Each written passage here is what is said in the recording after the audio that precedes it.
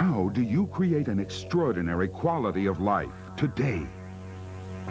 For nearly 2 decades, this one man, Anthony Robbins, has searched for and found that answer. Now, using education to teach and entertainment to inspire, his systems for change empower millions around the world to improve their lives.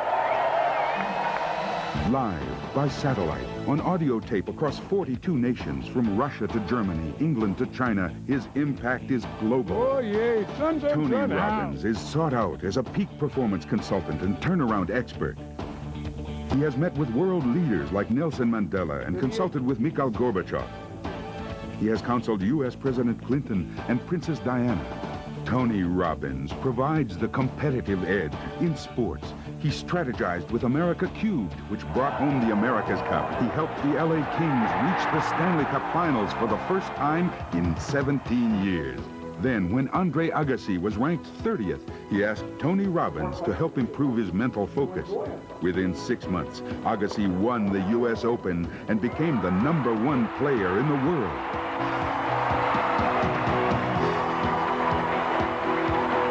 Tony Robbins has worked with people from every walk of life, from the most challenged to the most successful.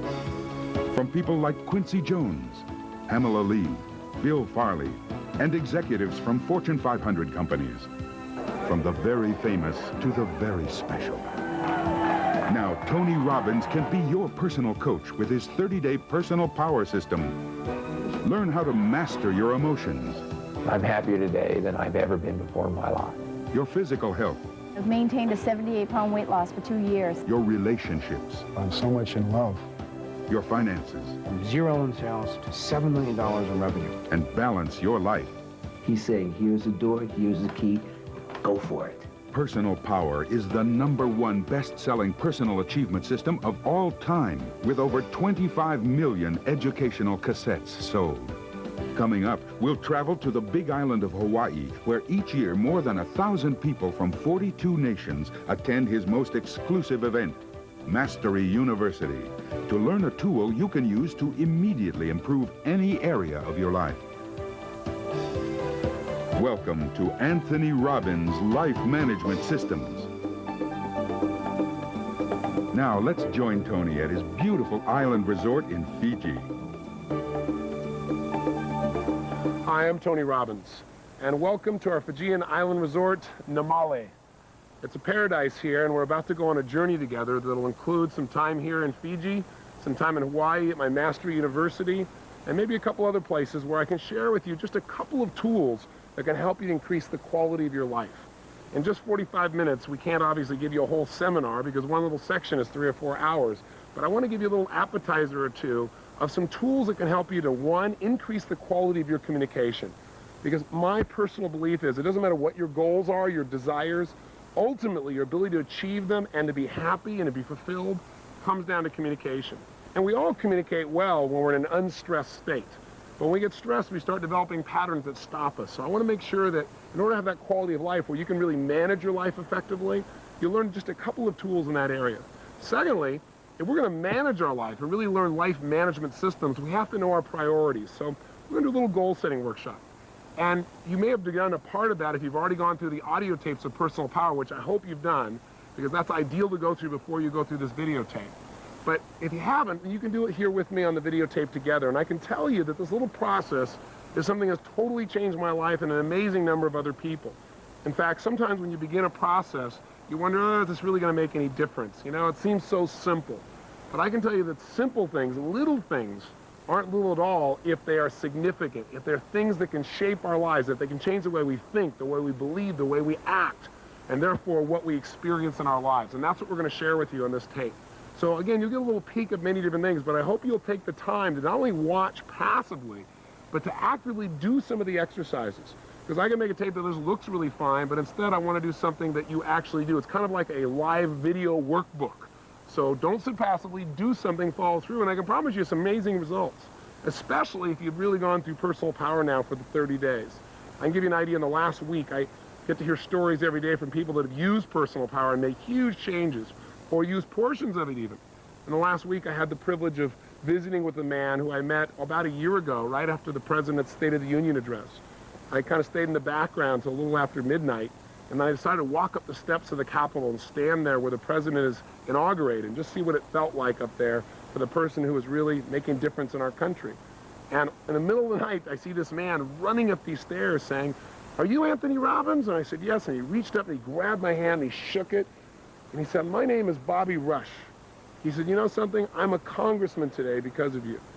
I said, "You're kidding." And he said, "No." And he shared with me how he went through personal power and he changed some of his most limiting beliefs. And he said at the time, he said he knew it was valuable, but he had no idea the cumulative effect that it was going to happen for him, that he started developing a new momentum. He set some brand new goals. He made some tough decisions.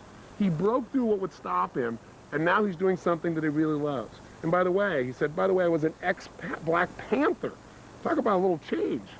Simultaneously this last week, I had the privilege of spending some time that reminded me of my goal-setting workshop. This workshop you're going through, I did for myself for the first time years ago in Russia, back in 1982. And a couple days ago, I got a chance to see how the world has changed by visiting with the president of the past Soviet Union, Mr. Gorbachev, and flying with him on my private plane for 4 hours. Talk about chills, thinking about what can happen by using these tools. And we started talking about what changed the world. And the interesting thing that he shared with me is he said, the breakthrough, what took us from a place where we had 70,000 nuclear missiles pointing at each other, where people are constantly worrying if we're going to die or not, someone's going to push a button, people are practicing duck and cover. What wiped that out, what ended the Cold War, was two people communicating. He said, what broke it all down is I knew Americans were beasts and you knew we were horrible. He said, but Ronald Reagan and I developed a relationship. And I tried to dig. I said, when did it happen? He said, well, at our first meeting in Geneva. And I said, well, what really did that? What was the first trigger of trust? He said, well, you know, we were both on our side of the fence, you know, arguing for our side. And at one point, he said, Ronald Reagan reached out to me and he said, listen, this is not working. Let me start fresh. My name is Ron. And he said, he reached out to shake my hand and said, may I call you Mikhail? And when he told me the story, of this huge grin on his face.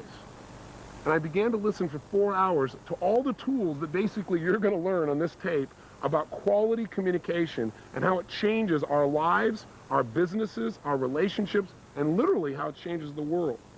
I'll give you one final example. Now, all I'm trying to do is not to impress you, but to impress upon you that if you'll follow through and do this, some miracles can happen.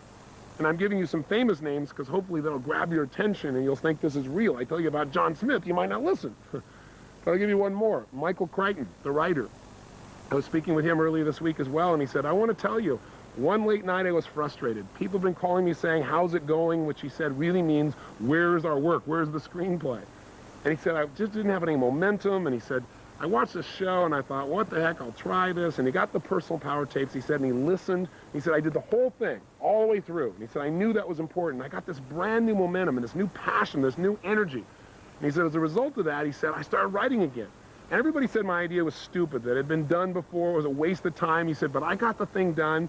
And in the goal-setting workshop you're about to do in a few minutes, he said, I designed what I was going to get out of that, even how much money I'd earn off this particular screenplay. And he said, I wrote down a number that was so unrealistic. It was a number that I'd never gotten before. And he said, you know what? I sold it for exactly the amount I said that I wanted. He said, so I really owe you some thanks. I said, well, what screenplay was it? What book was it? He said, Jurassic Park, the best-selling movie of all time. He said, I guess I owe you a little thanks. I said, well, thanks, Michael. The point is, this process you're going to do is simple. I'm not going to try and pump you up. I'm going to try and give you little pieces, but it's up to you to follow through. So will you do that?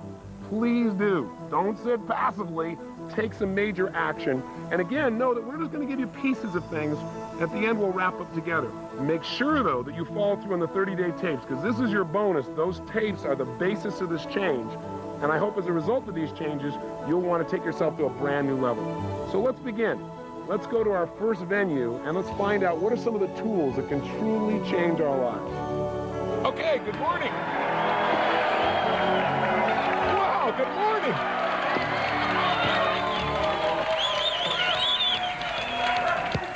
Another day, a lousy day in paradise, right? Today, we're going to do something that I'm incredibly excited about. You know, all the things we've done up until now, I know you've all felt huge transformation from. But today, when I first started thinking about it, I thought, oh, you know, this material is so important, but maybe I'll do just part of it because it can get digital. And also, we have joining us by videotape a brand new set of people who will join the 25 million people that have already been exposed to personal power. We've created Personal Power 2 now, the driving force. And in it, we're not just focused on how to achieve your goals, because as many of you know, you've become extremely successful. That's how you got here to be with me in Fiji, how you could afford to be here, both time and money-wise. But you've also learned by your own experience that that's not enough. You got to be fulfilled. So what I want to do today is show you some tools beyond what we've done here in terms of how to really be fulfilled in your values and your goals and your life, but really how to manage your life. Because how many of you found that as you become more successful, sometimes also you've gotten more stressed? Let me see you show hands. Say, ah. And I can tell you that all of a sudden when I got 9 companies and 4 children and I want to write books and do television programs and now these United Artists Theaters that we do these seminars in all these cities simultaneously and come here and do programs in Fiji, all that simultaneously, while it's an incredible benefit, incredible reward, even having multiple homes, a real big problem to have, right, to complain about. But all those things make a demand on your time and on your energy and your mental focus, and pretty soon, sometimes success starts feeling stressful. And you start achieving your goals and say, is this all there is? Why am I working so hard, Like some people come here to Fiji and somebody says to them, why are you working so hard? The Fijians will invariably ask people this. The guy says, well, I'm working hard because I want to make several $1 million so I can come here and lie on the beach. And the Fijian says, well, I lie on the beach here all the time. I don't have any millions of dollars, right? And when they have what they would call a quality of life, right? Well, so the person's, so caught up in making a living, they aren't designing their life.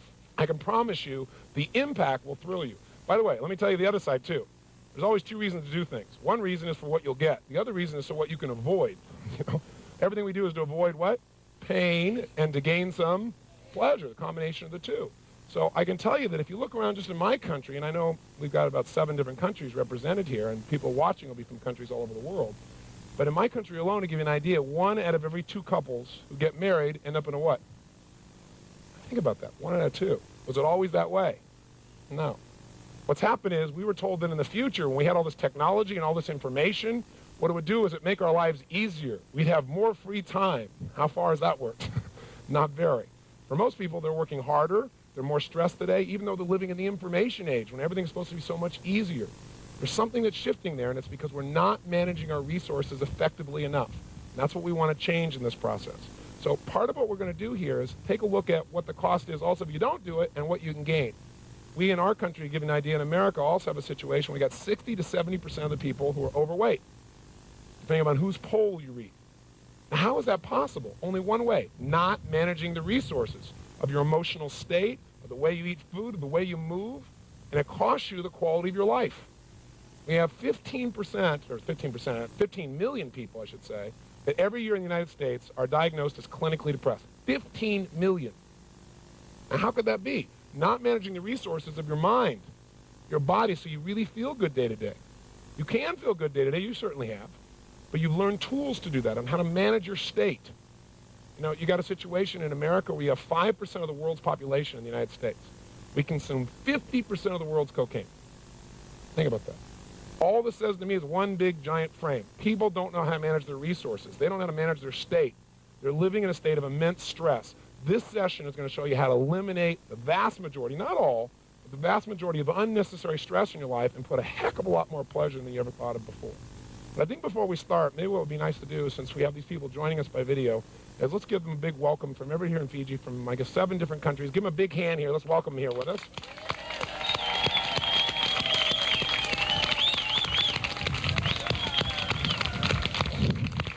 Oh, give them a big welcome. Crank them up here.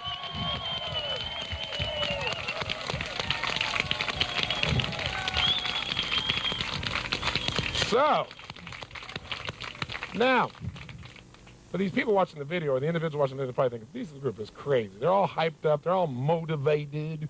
What is this? They may just be watching this video for the first time. So I know most of you got here because some time ago, some of you years ago, some of you months ago, you were up real late one night. You bought a set of tapes called Personal Power, and they've had a big impact on your life. That's why you came here to Fiji, to expand it to another level and became part of Mastery University. If you were trying to tell a friend what this has meant to you, somebody who's like, oh, will this really work? I just got started. I don't know if it's going to make a difference. It might help somebody as they're listening to think, yeah, I'm going to listen a little bit closer if I know it really works. Who here would share with them just a few seconds of what it's meant to your life? Back here, why don't you go all the way back in the corner? Yes, Donna. Hand her this microphone, please. Give her a hand, it's Donna. Well, I'm Donna Ringo. I'm from Louisville, Kentucky. I'm here with my husband, Bill, which I would have never imagined in a million years that this would have ever happened. So I want to thank you, Tony, but it all started by thinking I had everything I had ever wanted. We had always done dreams. We'd always done goals, written them down. I had a business that I had started and grew from a one-woman office to a 15 employees and sold it for over $1 million. And I thought I had everything I ever wanted. And I woke up one night with nightmares, crying because I was so unhappy. Just because you think you get what you want, it may not be what you really need and what you're destined to do. And I went out and watched the television. I was clicking through and I ordered the tapes. And the greatest thing I ever did was listen to those tapes for every single day. I didn't miss a day. I broke appointments so I could listen to Tony's tapes. And it has changed my life completely. I was always happy. Everybody liked me, I thought, or whatever, but I didn't connect totally with people. And I have lost 54 pounds. I have about 50 to go. I have about 50 more to go, but those are going to come off too. I've made some incredible friends that I just dearly love. And we've started another business. I got out of that other deal. It was I'd get the money over 5 years if I stayed and helped manage, and I just said, the money's not important, and I left a lot of money on the table. And started another business, and we're making more money with 3 people than we did with 15, which I like. And Life management there, boy. Absolutely. And not only in the process have we always made a lot of money, but we never made it stick. And last year we invested over $50,000 thanks to Tony's techniques. So, and our relationship was always great, but I have to tell you, this week it's gone to a new level. Thank you. Thank you. It all started with the tapes. Thank you, Tony. I noticed Bill took a bow when you said that. You know, it's easy sometimes, you know, when you're around something so much, take a little bit of it for granted, especially yourself, and how much progress you've made. It's kind of like your children, you know. People come to me and say, boy, Josh has sure grown. I go, yeah, he sure has, sort of, you know. But now that my son's at Switzerland going to school, he comes back 3 months later and goes, he's a giant, you know, because I have some contrast. I'm not around it as it's growing incrementally. I get to see the full impact. So you might want to think about a little bit today, and those of you on tape, how far have you really come? Even though you may have some challenges in your life, how far have you come? And most of you are doing so much better than you give yourself credit for, and most of you here are starting to give yourself a bit more credit, I notice, because you're smiling a lot more. Now, so today is life management systems. Question, what does everybody want? If we're going to manage things, we've got to manage them to get a result. So what does everybody want? Tell me. They want peace. What do they want? Yes. Balance. Yes. A fulfilling journey. I would say that what most people want, if you listen to people in the 60s, they'd say to change the world. What was it in the 70s? To take care of me, right? This is if you believe the media anyway. The media that said the 70s was the me generation. Everybody was into the narcissistic approach. In the 80s, what was it supposed to be, if you believe the generalization? Money, right? It got to become successful. And in the 90s, the new catchword is quality of life. But no one seems to be able to define it. Quality of life. Well, I have more free time. Well, how many of you in this room, and I'm sure you must know people, if not yourself, have had free time and not been happy? Anybody had that experience? So sometimes what happens is people achieve their goals, as she just got done saying, achieve your goals and you're still not fulfilled, you're still not happy. So if that happens, you don't have a quality of life. You know, everybody has the illusion that someday when I have more money, someday when I have more time, someday when I have a better home, someday when my family is finally grown up, my kids make it out of school, some days when I get my kids into school, someday when this happens, then I'll have a quality life. But quality life only comes from one thing, fulfillment. And those of you watching here a few days ago, if you were on tape 5, you listened to the goal-setting workshop. We all did a goal-setting workshop yesterday intensely. By the way, was that valuable for you? Did you enjoy it? Okay, so goals are one thing, though, but goals are a vehicle towards getting yourself to meet these 6 human needs that we talked about on tape number 7. This whole idea, the 6 human needs, and how to make sure that whatever you're doing, you don't just do something that makes you feel good for the moment. You do something that makes you feel fulfilled long term. So if you and I are going to really have an extraordinary quality of life, how would we measure that? Would it be by cars, homes, a certain amount of financial success? Maybe doing well in your career? I have to tell you, I've had the privilege now of being with people from about 43 nations of the world. And throughout that time, I've worked with the most, quote, successful people in the world and those that are most challenged. And what I find is the common denominator of success or failure ultimately is fulfillment. There are a lot of people out there that have everything on their side and they're frustrated. And there are a lot of people that have every challenge you can imagine. They're excited about the passion of their life, trying to figure out how to make it work. I think ultimately a quality life is a life where you experience the emotions that you want on a regular basis. You know, I had the privilege of meeting Sir John Templeton and talking with him and interviewing him. And this is a gentleman who's made an amazing difference in the world. He's also been very successful in business. He's a billionaire, probably one of the most successful investors for the last 50 years around the world. And when you ask Sir John, what does it take to be, quote, wealthy? John turned to me and said, Tony, it takes one thing, gratitude. I said, that's interesting. He said, yeah, because it doesn't matter how much money you have in your life or anything else. If you're not grateful, you're not rich. I think that's really true way beyond the money, right? It's about all the areas of our life. So ultimately, what I really hope that Personal Power will do for you by your taking advantage of these tools is show you how to live in a place where you feel the joy, the excitement, the passion, the love, the connection, all the emotions that you really want in life, and spend a lot less time in that frustration or that overwhelm or resentment or anger or anything else that used to dominate maybe your life or people that you care about. Because think about it. If we don't manage the ultimate resource of our emotion, where does our life go? We can be brilliant. We can have great ideas, great desires, but we're not going to follow through. We're not going to go start a new business unless we can generate the emotion that gives us drive. We're certainly not going to be in a position where we stay close to the people around us. Have you ever, for example, been in a frustrated state of mind and then snapped at one of your children and had nothing to do with them whatsoever? Felt bad about it maybe afterwards? Or maybe you've been in a place where you misinterpreted someone's intent. You thought they had some secondary approach or gain of doing something with you, and they just really cared.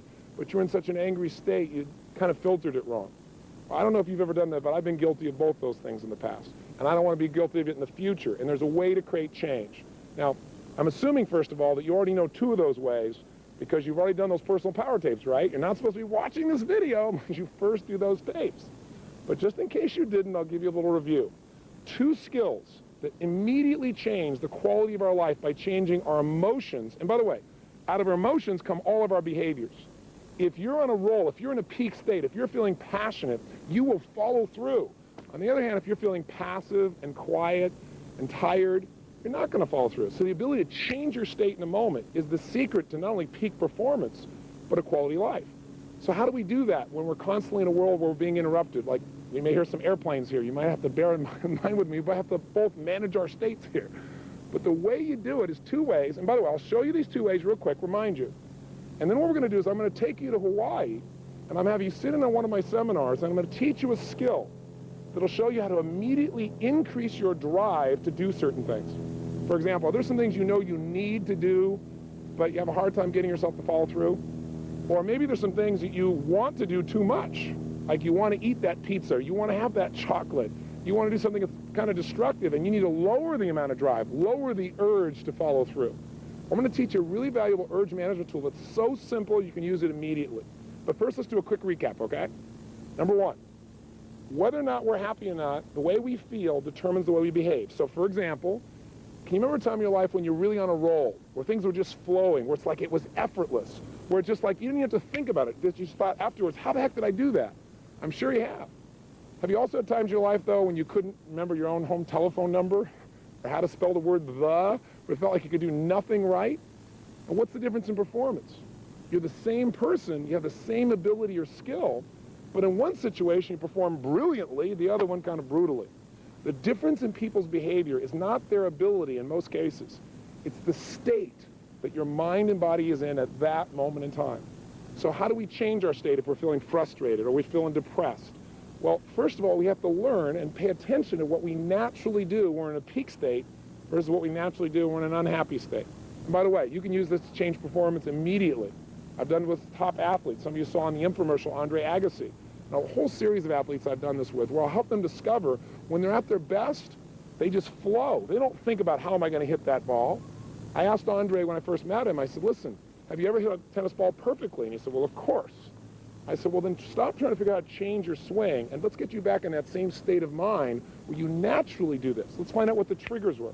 And the first place we looked is step number one. To change your emotion, you must change the way you use what we call your physiology. That's a big word, but physiology just means the way you move, the way you breathe, the way you use your facial expression. I got some sun here, I'm squinting. It changes my state. But the way you move affects everything. So for example, if a person's feeling depressed, do they take on a certain physiology, a certain posture, a certain breathing pattern? I mean, think about it honestly. What's the posture of somebody who's depressed? Where are their shoulders? Come on, tell me the answer. I want you to think of it yourself before I say it. Good. Shoulders are down. Where's their head? Of course, down. What's their breathing like? Full or shallow? Of course, shallow.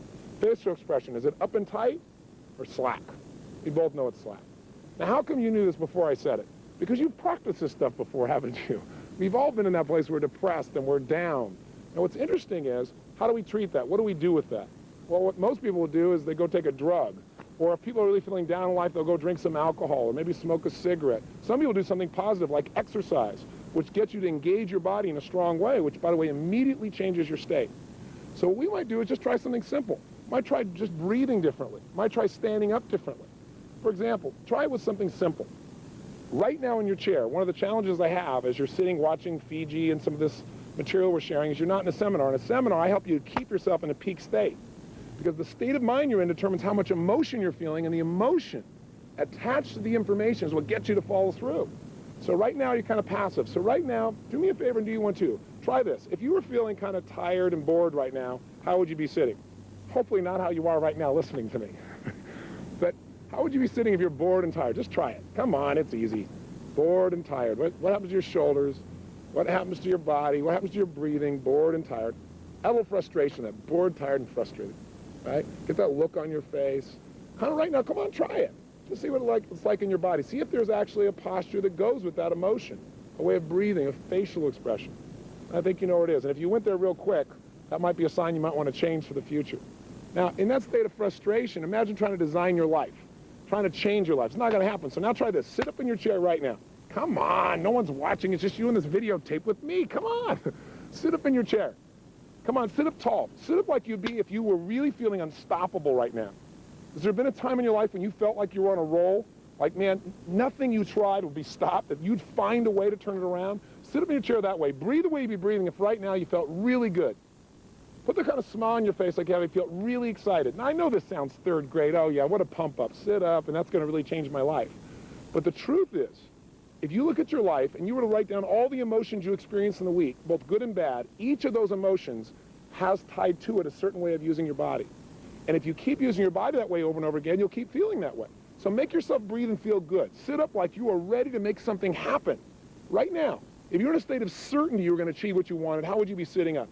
What would be the look on your face if you were totally determined right now? Make a little gesture. What kind of gesture would you make if you felt determined right now? Come on, just try it.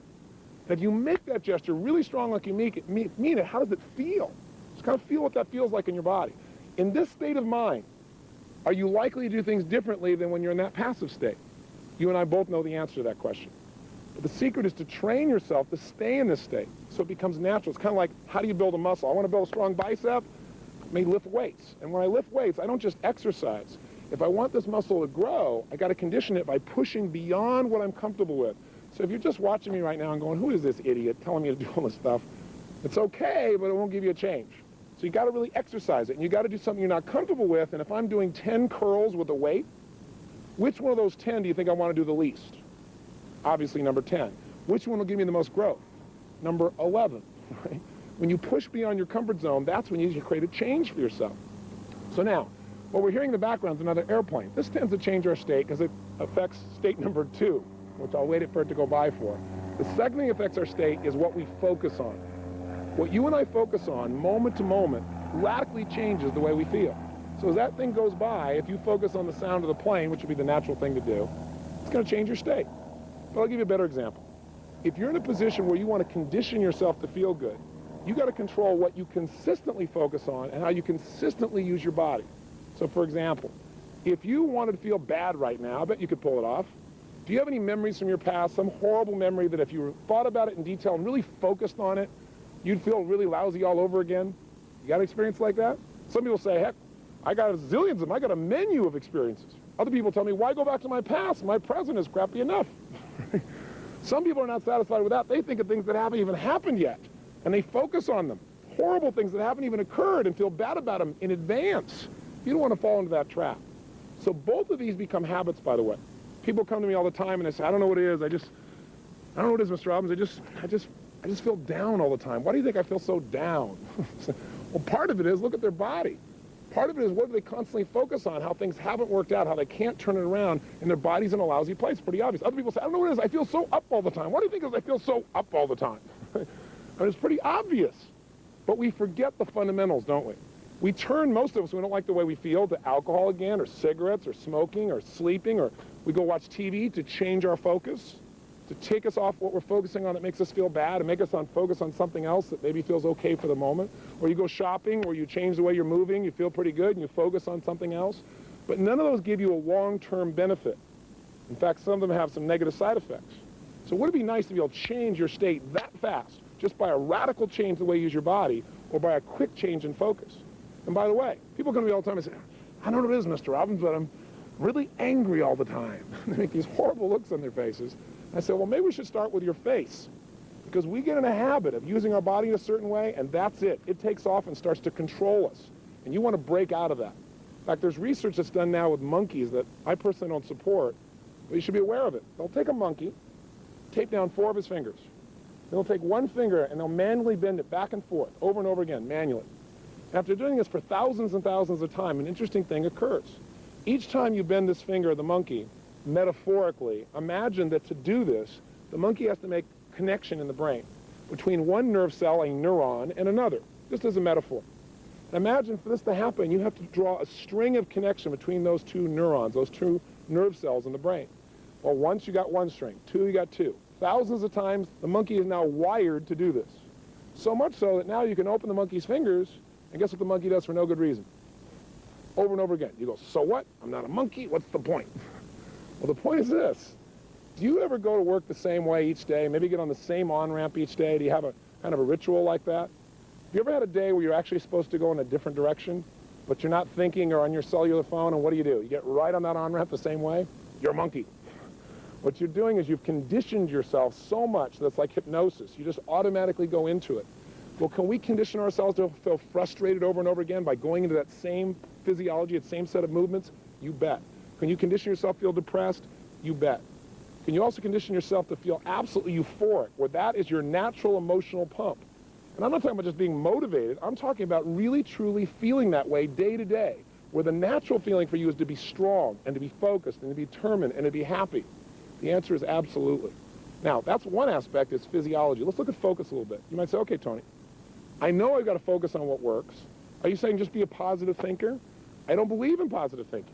I don't believe in going to your garden and saying, there's no weeds, there's no weeds, there's no weeds. That's not going to, they'll take your garden. That's not going to help you. You got to be able to focus on how it really is, but not make it worse than it is. You then got to see it how you want it. And then you got to focus on how am I going to make it the way I want it. And I'll tell you how you control your focus. It's not through affirmations, I'm happy, I'm happy, I'm happy, I'm happy. I'm really happy, I really am. With that physiology, no matter what you say, you're not going to feel happy. But what it really is coming down to asking yourself better questions. You see, every moment while you're listening to me right now, every moment in your life, you're, quote, thinking. Thinking is nothing but the process of asking and answering questions. Here's the problem. Most of us ask questions unconsciously. And ask and you shall what? Receive. So if you ask lousy questions like, why does this always happen to me? Well, it may not always happen to you, but your brain is like the ultimate computer. If you ask it a question, it's got to come up with an answer. It's got to make one up. So if you say, why does this always happen to me? Your brain goes to, you're a schmuck. Or some people say things like, how come I can never lose weight? Your brain goes, because you're a pig. You ask a lousy question, what are you going to get? A lousy answer. A better question might be, how could I lose weight now and enjoy the process? Because if you say, how can I lose weight now? Your brain will just go on a diet, and you go, I don't want to go through that again. But if you say, how can I lose weight now and enjoy the process? Your focus goes to not only achieving, but enjoying the process. You might say, I've always wanted to ride horses. Maybe I'll take horseback riding lessons. I won't even be thinking about it, I'll also lose weight. Do you get the idea of what I'm talking about? I'm doing it quickly because in Personal Power we've talked about these, but I want to remind you of them because the questions you ask yourself and the way you move radically changes the way you feel. The way you feel determines what you're going to do. In a frustrated state, you're not going to go out and be totally loving. In a frustrated state, you're not going to go start a business. Remember, it's not our intellect that makes us do these things. We don't marry someone because we made an intellectual list. You marry them because they ran off with your heart and you're passionate to be with this person. You love them. You start a business because you found some drive inside of you. Because it's hard to do those things. But the rewards are in who we become as a person as we live in these states, and they are habits. So you might want to take my little test.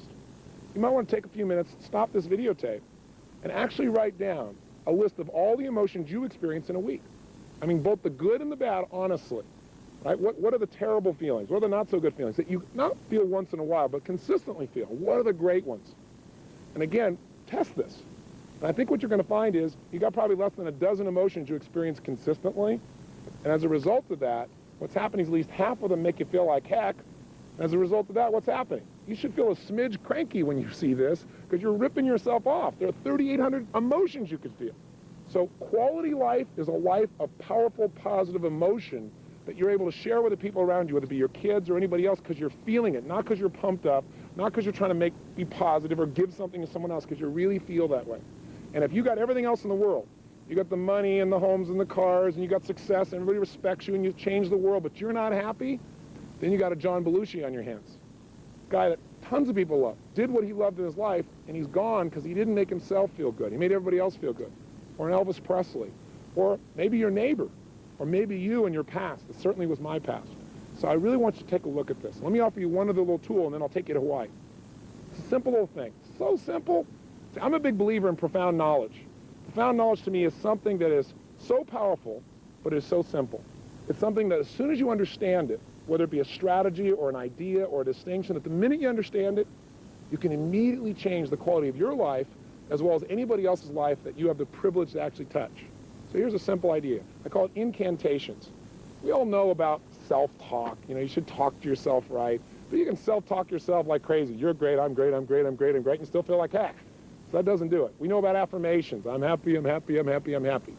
The difference between an affirmation and what I want to talk to you about is something I call incantations. The literal dictionary definition of incantations is magical words spoken forth. Now, when you speak magical words, they have an impact on you. What's the magic that takes a word into something that actually changes our life?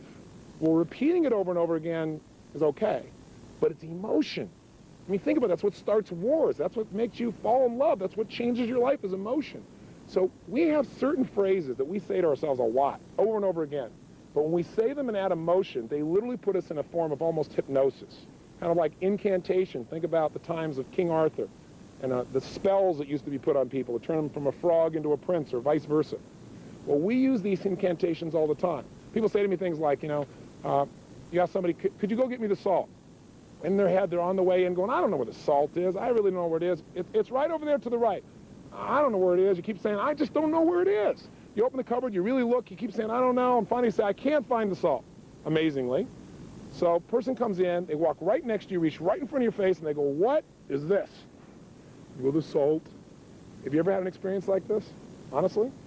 Well, the salt was right in front of your face. Did you see it? Yes. How come you didn't perceive it? Because you'd literally given yourself, in psychology, what we call a scotoma, a blind spot. You'd hypnotize yourself into literally not seeing it. Now, we do this with our lives all the time. People say, I just can't do this. I just can't get myself to follow through. I can't get myself to follow through. I just can't. Why do you think I can't get myself to follow through? Well, it might have to do with what you say 20 times a day with all the emotional intensity you can possibly generate that's creating this challenge. You got to notice that. Or, I love chocolate. I just love it so much. I can never give it up. Now, teach me how to give it up. Well, nothing's going to change you if you keep giving your brain and your body a direct command through incantations. And by the way, you can use incantations to enhance your life. What if when you were running, you were saying, I'm a lean, mean running machine? Or every day and every way I'm getting better and better. An old affirmation from an old book from years ago that most of us know, but do you use it? See, my whole thing in life is so much stuff that makes a difference in life is simple. We know it. But the difference in life is knowing doesn't change your life. Doing does. Lots of people know what to do, but they don't do what they know. So what I want to do right now is have you just think about, put yourself in a strong state. Sit up in your chair. Don't be sitting passively anymore in here, because that's the challenge. You're not in my seminar. My seminar, I'd move you. Because the last part of emotion, I should mention, is conditioning. Just like those monkeys, what makes them go is repetition. Here's what they found out when they did this training of their fingers. If they take down the fingers and they move this finger, but while they're doing it, they create a tremendous amount of emotion in the animal. And the way they do that is they stimulate the pleasure center of the brain in this monkey while this is happening. Pleasure, while it's happening. Pleasure, while it's happening. Pretty soon, guess what? It doesn't take thousands of times, a dozen or two times, and the monkey does this constantly. Advertisers know this. How the heck do you think they run all these commercials? Commercials have very little to do with what the product really is. In a beer commercial, do you get reality?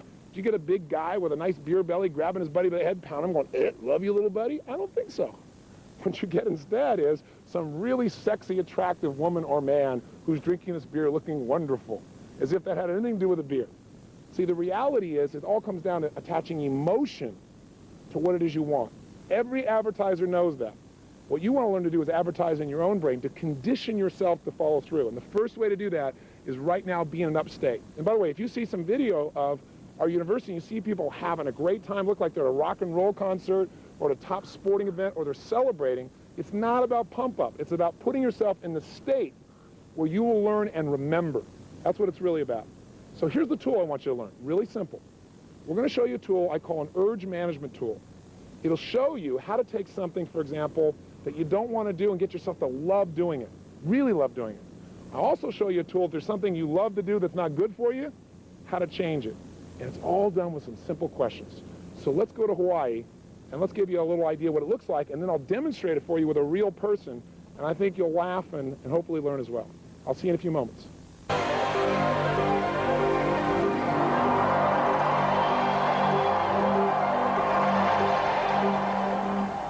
I want to give you one other little tool, and it's a tool that is so simple again. It's like my idea of profound knowledge is when you take something complex and you figure out how to make it so simple, anybody can do it. You can even use it immediately, it's easy, and it produces a result. Now, I'll tell you what the tool is. It's about how to change the quality of any experience you have in a matter of seconds. Any experience. Lovemaking, a business situation, a meal, exercise, anything. And the tool I'm going to talk to you about is called the quality quantifier. And what it really is about is how to increase the quality of any experience you have. I developed this tool because people have used like the personal power product, for example, around the world and made major changes in their weight. For example, how many of you use that product to lose some weight? Let me see your hands. Now, do people overeat every moment they're alive? Yes or no? They only eat when they're in an overeating what? State. When you get in that state, you lose all your consciousness about what to eat, about how to eat, about how much to eat. It's gone because you're in a state of such urgency. And when people are trying to make their life better, they have to be able to do it by being conscious. But what happens when the urgency rises, your consciousness disappears, and all of a sudden you lose all of your faculties. So I started thinking, have I ever been in a state where I felt like I had to eat, but then something broke the pattern, and I forgot about it for a while? How many of you had that experience? You thought you were starved, something broke your pattern, and you lost the urge. It's not that you can't manage your behavior, it's that you're not managing your urges. Because if the moment of the urges you took something to take control of it, you could have changed it all. So in order to do that, I was at a friend's house, and I was thinking, okay, how do I help people manage those urges? There's so many tools. I want to create something so simple anybody can do it. I thought, there's certain levels of urges. They have different levels. Some urges you feel driven. Some urges you feel like no matter what, you're going to have it right now. Like how many of you have ever broken some of your own health rules because you got in such an urge state? Okay? But other times, like you could have that food you think you're normally addicted to. It's sitting there in front of you and you don't even care. Have you had that experience too? And not because you were full, just because you weren't into it. So I said, well, let's quantify that. There's a quality of experience, there's a quality of our state where we follow through, where we follow through a little, where we don't follow through at all, and where literally no one can make us follow through, make us eat it. And everyone has this capability. It's all a matter of manipulating our focus, our perception, the meaning we attach to things. So I was at this friend's house, and they had some banana bread sitting on their coffee table. And I looked at the banana bread, and I asked this lady there, who I know, I said, what's your level of desire for that banana bread right now on a scale from 0 to 10? She looked at it and went, maybe a 4. I said, well, what would it take to make it a 7? She said, what do you mean? I said, to make it where, right now 4, whatever that is, you've now quantified where you are. What would it take to have the desire move up to 7? Not 10, but 7, where you really start to really want it. She said, well, I thought about it being hot. I said, what about 8? She said, if I thought it was hot, and it just come out of like the oven, and I thought about its smells, and I could actually feel the chewiness in my mouth. You can see her start to go into state. Her eyes got like this, start doing the banana. She's looking at the banana bread like this. Like she's going to swoop in for it now, right? I said, what would it take it to 10? She goes, if you put chocolate on it. I said, okay, whoa, hold back now. I said, what would it take for you to get it to 2? She said, to realize it's just cold and been sitting there for a while. And you could see her just drop down to it. So it's like a scale, right? I said, okay, what would it take for you to get to -2? And she said, I couldn't do that. I mean, I like it. I said, I know you can't, but if you could do it. Whenever people say they can't do something, I know you can't, but if you could, they'll give you the answer.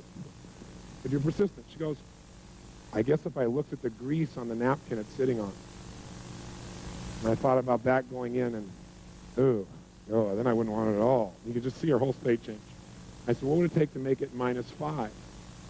She said, if I saw all that grease like crumpled together, like coming out my pores, like acne or something. Ugh. I said, what would it take for it to be -10? She goes, oh my God, if I thought it was going to make me sick. She goes, if I thought it would make me sick, I'd throw up. Or, oh my God, I never do it. I said, what would that be? And she started getting this really state. I said, you want it? She goes, no, I don't want it. I said, well, come back here for a second. Imagine it being hot and moist and chewy. And she went, oh yeah. I imagine chocolate on it. I said, no, come back over here. It's really cold. See, it's cold. See that? And literally, I could just move her up and down the scale of urgency. So I'm watching this and I'm saying, wow, this is amazing. Being able to shift back and forth. And by the way, people usually, to get to -10, also have fear of loss. It's that they be sick, or they lose their freedom, or it would do something to them that's horrible, some form of pain. Pain, the loss of pain, the fear of loss, that pain seems to push people through the roof for urgency. Like when you say, oh my God, I haven't eaten in 12 hours. That'll move you up there real fast. I'm starved. At the same time, you think something's going to make you sick, you'll avoid it at all costs. It becomes that other level. So I started saying we all have the resources inside to change where we are on the scale from one place to the other. But then I started using this thing, thinking, wow, I could do this beyond food. Most people in life have experiences where they go out and do something and see how it turns out. How silly. How stupid. So I was here in Hawaii for a program a couple years ago, and a good buddy of mine, we run together. We went out on a run, and it was a really hot day, and we were on the Big Island that year. And the place we ran was like where all the volcanoes have just desolate, made it desolate. There's no trees, there's nothing. And it was really, really hot, and there was no wind. So we went on this run, and we were just pushing it pretty good. We came back at the end of the run, and I said, let me ask you a question. I said, how would you rate that run we just did on a scale from -10, worst thing of our whole lives, to +10, the best run ever? He said, I'd say it's like a 6 or a 7. And I said, that's exactly where I rated my head, too. I said, let me ask you a question. If you and I were going to go back and run again, is there anything we could have done that would have made it, if we decided it was going to be a level 8 run, could we have done that? If we decided in advance it'd be a level 8 run, could we have done it? He said, yeah. I said, what conditions would we have to create in our head or our bodies? What would you have to do to make that a level 8 run for you? He said, if we would have run like in unison as we're running, because sometimes you went ahead and I went ahead, and we went kind of back and forth, and sometimes we're going back here and there, and sometimes we're teasing each other. But if we were running in unison, he said, that'd be an 8 for me. I said, wow, that's pretty cool. I've never thought of that. Yeah. I said, what would have made it a 9 for you? He said, a 9. He said, if we've been running in unison, and we were running like doing a cadence or something, like saying something, was doing it in unison. He said, it would be awesome. Because I had a military background. Cadence, right? And I said, well, what would have made it a 10? He said, we've been running our guts out, right? I mean, we couldn't even breathe. We're at the end of it. We've been in unison. We've been cranking, and we just collapsed from total intensity and exhaustion. And I said, you know what? I said, I now know why you're always getting injured. Because he's always getting injured when he's exercising. Because the only way for you to have a level 10 experience is to push yourself beyond what is helpful and be totally anaerobic. And he went, whoa. I said, you're totally right. So I want to have a great experience. My complex equivalent in my head of a great experience is so exhausted and I have nothing left. I said, so I've discovered in my life there are lots of ways to have a level 10 experience. There isn't just one way. So how can we have a level 10 experience but not be burnt to the ground? He said, wow. I thought for a while. I said, well, if while we were running, we would have noticed, the water in the distance and noticed the different shapes of the lava. If we would have, as we're running, looked back at each other and smiled a few times while we're running in unison, if we would have brought like a piece of music for the last part of the run that we could have turned on, and we could have cranked to and it felt really good to, but not been exhausted, we came up with all these things that made a level 10 run. So what I do now in life is when I'm having an experience, I ask myself, what's the quality of experience I'm committed to having? I don't wait and hope it shows up. Does that make sense? Because if you wait and see, you get what shows up. You decide in advance what's the outcome. And the way you do that is you give a numerical number to it to start with. You say, where am I right now about doing this run? You might wake up and go, I'm at level 4 about doing this run. What do I want this run to be? And you may not want it to be a 10, but you probably want it to be in the 8, 9, 10, 7, 8, 9, 10 range. You say, okay, I want it to be at least a level 8.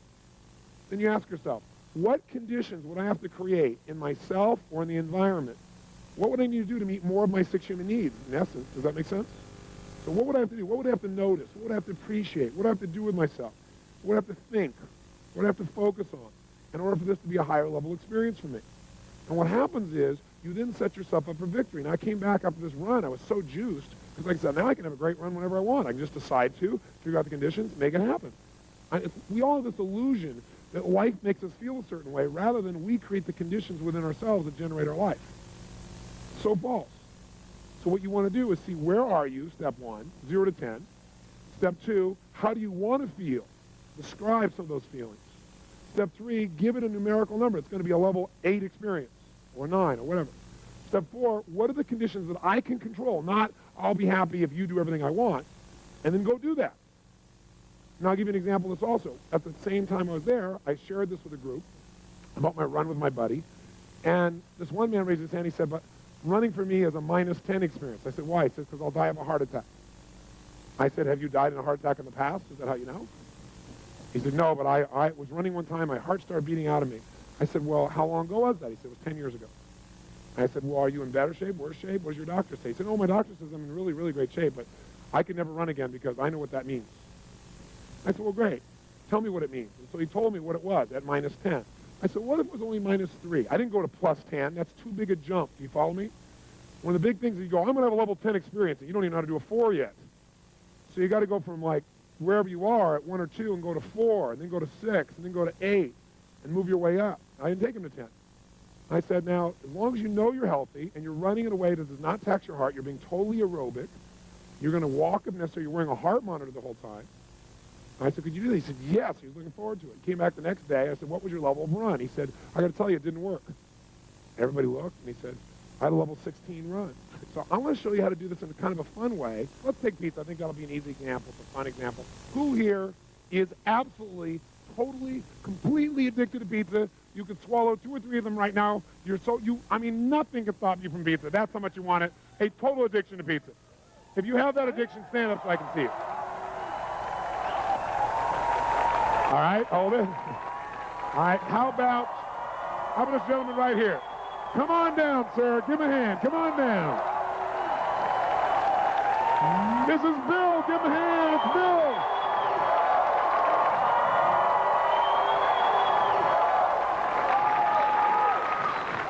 First point is you got to recognize where you are currently about the task at hand, whether it's running, whether it's pizza, anything. So you're going to assign a numeric value to your experience. You're going to say on a scale from -10 to what? +10, where are you? So we'll say to you, on a scale, Bill, from -10 to +10, where are you around eating pizza? +10. Is it just +10 or is it above +10? +12. +12. Is that about accurate? Yeah. +12, okay? So then, most people never decide in advance the level of quality, pleasure, joy, excitement, or even pain that they're committed to experiencing to a given task in advance. So the second step is to consciously describe what feelings you want to experience while doing a particular activity. The third step is decide and quantify. You say, I'm going to give it this quality, I'm going to make it a level 10 experience, 9, whatever. The fourth step to the right here is you're going to ask yourself the question, what conditions must I create inside myself or the environment in order to experience this at a level of quality, at level whatever? Okay? What do I need to focus on, appreciate, what do I need to do with the task in order to change how I feel about it? What we'll do here with Bill is we will ask him where he is, and we'll get him to move things for us and tell us what he has to do to change it on the scale. So, Bill, if you imagine this is our scale from -10 to +12. We'll have to add 2 more here for Bill. Okay, so +12. What I'm going to do is I'm going to put his pizza in front of him, and he'll describe for us a little bit what are some of the qualities that he needs. So, Bill, here is a pizza, sausage pizza. Well, first off, I don't eat sausage or pepperoni. You don't eat sausage or pepperoni? I love the cheese and the other aspects of pizza. Cheese pizza.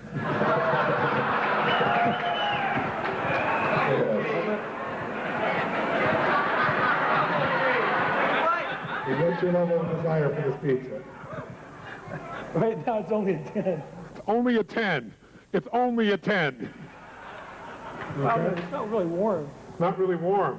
Well, imagine it warm. 10. 10. Imagine it getting warmer. Can imagine some mushrooms on it. Okay, imagine some mushrooms on Maybe it. a 12. It's a 12. So imagine it with mushrooms on it, warm. Mm-hmm. Sun-dried tomatoes. Some dried tomatoes. Dried tomatoes, mushrooms, cheese, melted cheese. Look, stay down. Dripping with cheese. Dripping with cheese. Dripping with cheese. Extra cheese. What kind of cheese? Extra cheese. Extra cheese. What's your level of desire at that level now? About 15. About 15. Okay, so extra cheese, does that help him get in that state? So let's write down, what does he do to get it higher? Write it down on your little sheet here. To get even higher, what does he do? He adds in his mind that it's really hot. He adds in his mind that it's got mushrooms. And to get it to 15, he puts on extra what? Look at his face when he even says it. Look at his face. And sun-dried tomatoes, thank you. Now, think about this pizza now, and I want you to take this pizza, if you would, and put it down, if you would, to level 8. Go ahead and hold it with the other hand. Level 8.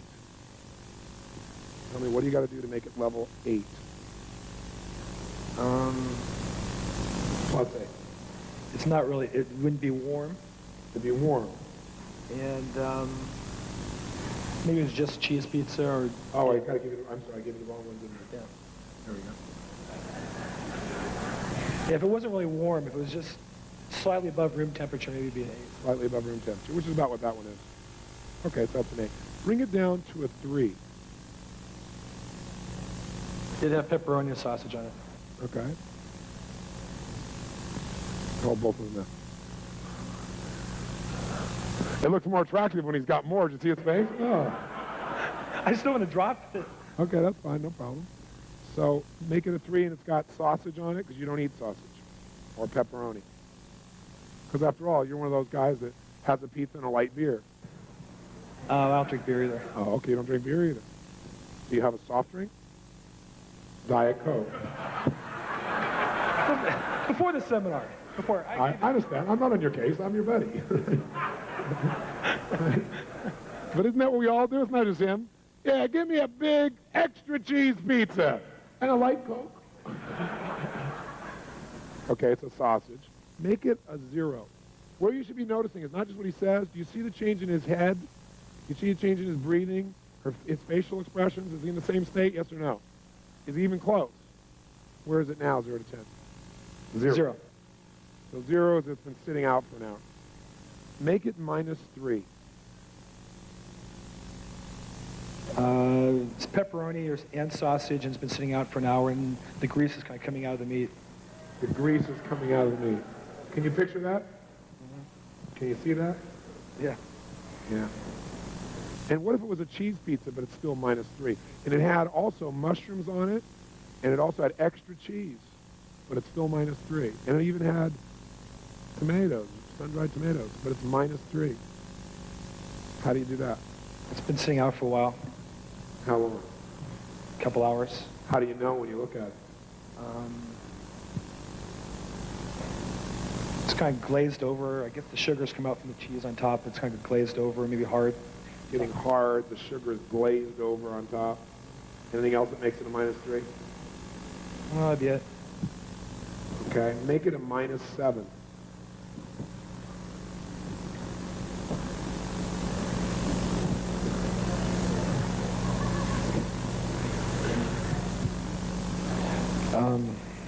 I can smell the meat kind of rotting a little bit. Smell the meat rotting. Smell the meat rotting a little bit. Where is it now? -7. It's at -7. Bring it down to -9. But it has no meat. That's -9. It has mushrooms. It has extra cheese.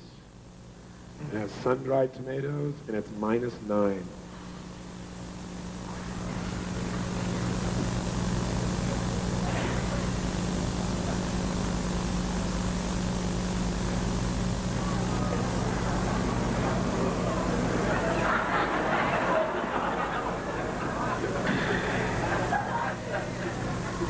kind of fighting the urge because I'd be smelling the rancid smell of cheese in my stomach. Okay, go ahead and do that. Well, I don't want to throw up here. But I mean, I would get that urge. You'll get the urge, but I won't let you throw up.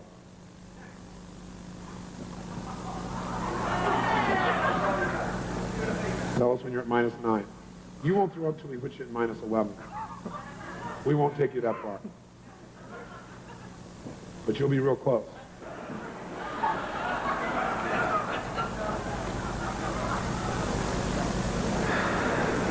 Tell us where you are now. -8. -8. Take it to -9. What are you focusing on? Take it to -9. The smell. Smell of what? Like cheese, rotting cheese. Rotting, rancid cheese. Can you see what it looks like too? And smell it? I couldn't even look at it. Can't even look at it. Go ahead and look at it while you say that. Look at it. Think pizza. That's it. Just look at it and think pizza. Tell me when you're at -9. Imagine mushrooms, extra cheese. Mushrooms, extra cheese, pizza. That's it. Mushrooms, extra cheese, pizza. That's it. Mushrooms, extra cheese, pizza. Where are you right now? Scale from 0 to 10. Mushrooms, extra cheese, pizza. Smelling the rancid smell. Look at the pizza when you think about it also. See it and smell it. That's it. Hang on, hang on, hang on. That's it, that's it. Mushroom, extra cheese, smell it. Smell the rancid smell. That's it. Smell the rancid smell. That's it. Smell it. Smell it. There it is. Smell the cheese. You can smell it. That's it. Smell the extra cheese. That's it. Smell it. Extra cheese. I'd like some extra rancid cheese. Where are you? 0 to 10, right? -10 right now. -9, -9, -10. Don't go to -11. Don't go to -11. Okay.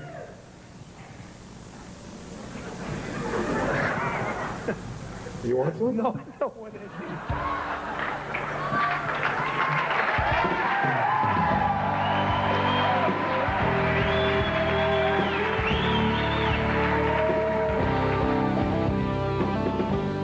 So does that look like a fun and hopefully valuable tool? I know it's deceivingly simple, so you might say, well, I don't know if that's really going to change the way I really feel, or maybe it'll change the way I feel for the moment, but it's not going to last. In fact, Lisa Gibbons, who was the person who interviewed me in the infomercial that you saw before you got these tapes, she was at that program, and afterwards she came up to me and she said, how did you know he was going to change so fast? I said, because everybody does. We all have the same nervous system, and when we use it effectively, it's like a computer. When you know the right code, you can change it rapidly. It's this hypnosis we have that change has to take forever. It has to be painful that keeps us from changing. And I said, it'll last, or you watch. She said, well, we'll see. So we just followed up about a year later with this gentleman, Bill. And what's interesting is, not only has he not touched any pizza for an entire year, I mean, not even close, but he said he's never touched any more cheese. And here's the best part. Is it because he can't? No, he could go back and change it tomorrow if he wants to. I'm not about taking away people's choices. But he doesn't have an urge to. He doesn't have any desire, is what he said. I just don't want it. Wouldn't it be nice to eliminate one of your addictions through this simple process? Now, it's true if you are, like, say, loving chocolate, and you keep saying, I love chocolate, I just love it, I love it, I love it, I love it, I love it, and you give yourself this incantation, remember that? Or with all this emotional intensity, you talk about how much you love it all the time, and then you go to do this to change, highly unlikely it's going to last because you're going to be giving your brain a different message. So you have to make sure that you control your internal dialogue by creating a new incantation that supports you, and you have to make this adjustment. So I want you now to do this so you see that it really works. You can do it with food, you can do it with something that you're doing right now that's not so good, and figure out, okay, if right now my level of desire for this food is at a 9, and I don't want to eat this food or this alcohol or this whatever, how would I lower it? And don't try and go from 9 to 0. It might be too big a jump. Let's say, well, what would it take for me to only like it enough that I considered on a 0 to 10 scale to be a 7 or a 6? And really think about it. And by the way, the state you're in when you're asking these questions makes a big difference. If you're sitting passively going, well, what would it take for me to feel like a 7? Your brain won't have the answer. You got to ask a question where you're telling your brain, I expect the answer. You got to have certainty when you ask a question that you're going to get the answer. If you don't have certainty, it won't work. So put yourself in a peak state and then say, okay, now what would it take for me to have this be like a 3? A 0, and write it down, and you'll find a little chart that's enclosed with this videotape that can help you track it. What about a -2? What about a -6? And what you'll find is exactly how to increase your desire, or decrease your desire, I should say, or increase it if you want to. And by the way, what is this really about? Quality of life. We talked about setting goals for quality of life. Here's what I want you to do. I want you not just set a goal for the quality of your life. I want you to decide and make it happen. And the way you do that is if I'm going to go on a run here on the beach, I don't want to just go for the run and see what shows up and whether I enjoy it or not. I want to decide in advance what the quality of that run is going to be for me. So if you want to take something that already feels okay or you're not inspired to do and you want to increase its intensity of enjoyment, you've got to say, okay, where am I right now about going on this run on the beach? 0 to 10. Well, I'm about a 6.5 or 7. Okay, well, what would it take for me to be at an 8.5? I don't know. As soon as you say I don't know, say, I know I don't, but if I did, what would it be? Kind of change your state, you'll get the answer if you keep asking. So you're going to say, well, if I were to notice what a beautiful day it is, well, what would bring it to a 9? Well, maybe if I brought some music with me, or if I listened to one of those Tony Robbins tapes, or something better, right? Something that puts you in a good state, so maybe I feel like I'm learning while I'm running. Well, maybe I could get it to a 9.5 by doing an incantation as I'm running. I'm a lean, mean running machine. Or as I'm running, all I need is within me now. All I need is within me now. All I need is within me now, with tremendous energy and emotion. Right? If you do that over and over again, how's that going to feel? You know? All I need is an airplane to go away so I can finish this tape. Whatever it is, you want to be saying it again and again while you're running, so you're literally programming yourself. That might bring you to a 9.5. Maybe you go run with a friend, that brings it to a 10. The point is really simple. Don't settle for whatever life gives you. You determine the quality of your life. And the way you do it is ask this question. If I'm at level 7 now, what conditions? First of all, what's the level I want to have? Maybe you don't want a level 10 run. Maybe I want it to be a 9 or an 8. What conditions must I create inside myself for that to be a level 9 run? What conditions? What do I have to notice? What do I need to appreciate? What do I need to believe or experience in order to really do that? What do I need to add to the experience? What do I need to think about? What do I need to listen to? And if you'll ask that question, you'll get the answer. So I know I've dumped a lot on you in this tiny little tape and kind of jumped you all over the world here. But my goal here is really to get you to do the 30-day tapes. I'm not, on this little videotape, going to get you to follow through all these things, but those tapes will allow you to do a little bit each day where it's not invasive on your life. And if you'll just do the little exercise at the end of it for 30 days, I promise you, radical changes. There's a reason why there's 25 million of these tapes out there and so many people from every walk of life that have gotten results. Because it's a way of conditioning and creating lasting change. So please, go do those tapes, and if you're done, then I'm sure you've already got a great story to tell me. So when this tape's over, make sure you do this exercise. Don't say, oh, that was kind of interesting. Stand up and do it. In fact, before I leave you, stand up. Come on, get up off the chair. Stand up just for a second. Come on, stand up. And as you're standing up right now, try something real fast. Stand the way you stand when you're not sure what to do, when you're feeling kind of uncertain. In fact, if you want to try something right now, think about something that you'd like to have happen, a goal or desire. And right now, stand the way you stand when you hope it works out. Come on, try it. How do you stand when you hope? Where are your shoulders when you kind of hope so? Sure hope it works out. I hope this darn tape program makes a difference in my life. Sure hope so. You know? How do your shoulders look? What's your breathing like when you're uncertain? You don't really know. Where's the weight in your body? Where do your hands tend to go? Say something in an uncertain tone. There's nobody around, it's just you and me on tape. Go ahead, try it. Yeah, I hope so. Hope, hope, hope, hope, hope. What does that feel like? Is your voice loud or quiet? Slow or fast? Shoulders, hands, where do they go? How does it feel about your ability right now to actually achieve this goal? Probably not very great. When you think about it, maybe you think about it working and also not working. Now try this. What if you were worried? What would you do? Try and be worried a second. What do you do? Maybe tense up a little bit? Get out of that. Put yourself in a state of certainty right now. How would you stand if you were absolutely determined that your goal would become a reality? That you were going to use this to truly change your life? Come on, if you're not standing up by now, please stand up. Right? Stand up. Feel strong. How do you stand when you are totally determined to make something happen? If you knew beyond a shadow of a doubt, you have decided this will be and therefore it will be. If you didn't even know how you're going to do it, but you just decided you were going to find a way or make a way. Have you ever been in that place where you felt like you're in a role, where you felt like nothing was going to stop you? Even if you haven't, stand that way now. Who do you know who's unstoppable? Stand like that. Pick some movie character, an Arnold Schwarzenegger or somebody outrageous, somebody, and be in that state. Because remember, when you change your posture, when you change your breathing, most importantly, when you change the way you move, emotion is created by motion. The tempo at which you say something will change you. So right now out loud, in a state of certainty, say anything out loud about your goal.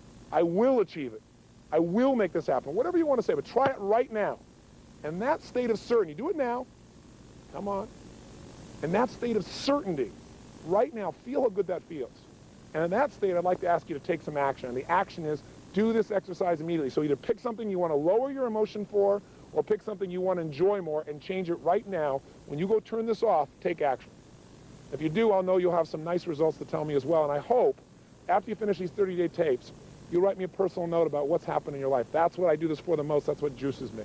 I'd love to hear the story of your success and your enjoyment.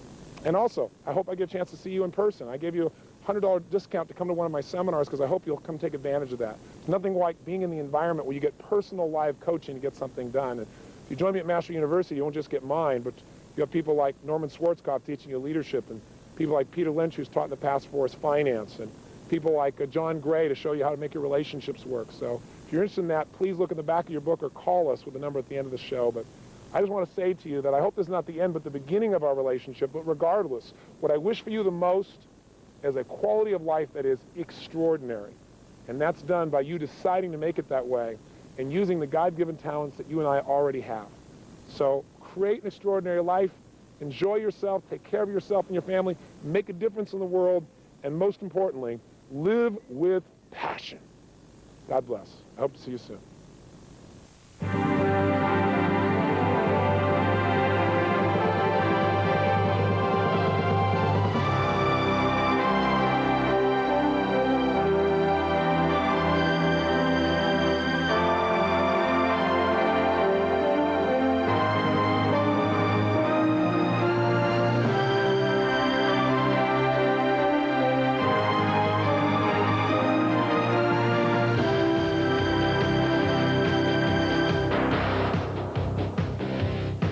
I've had one damn cookie. I got a little taste of it. I'm hungry. Bring me some cookies.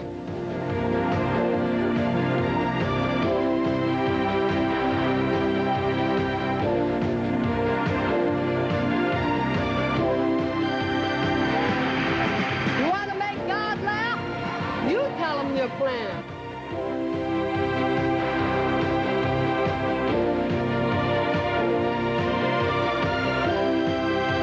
I know for me sometimes, if my wife's going to carry this around, and I'm carrying this around, sometimes I'll say, well, since you're carrying that around anyway, put the wallet in it.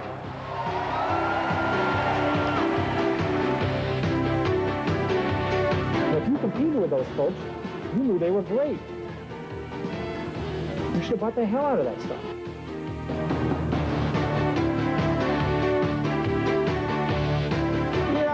You know, one of the problems I always have with Tony's groups is they never have any enthusiasm when I talk to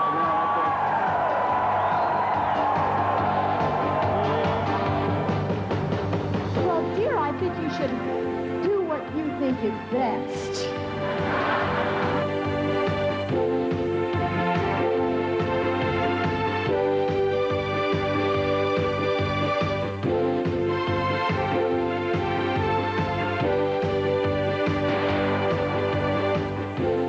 Join the masters of our time. Perfect the life of your dreams. Anthony Robbins, Mastery University.